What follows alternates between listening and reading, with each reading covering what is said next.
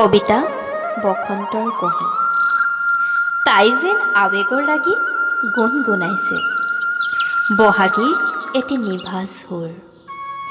তাই লহপহকৈ বাঢ়ি আহিছে দুচকুত অলেখ অযুত আশা। নৱৰসাৰ প্ৰথম পৰশত চঞ্চল আজি তাইৰ প্ৰাণ। মৃদু সমীৰৰ প্ৰেমত উন্মাদ আজি কুঁহি। নৱমিলনৰ উলাহত সেউজীয়াবোৰে আৱৰণ পিন্ধি আপোন পাহৰা হৈ হালিছে। সেউজীয়াবোৰেও যেন আজি ৰূপালীৰ চমক লৈ সোণত সুৱগা চৰা হৈ উঠিছে।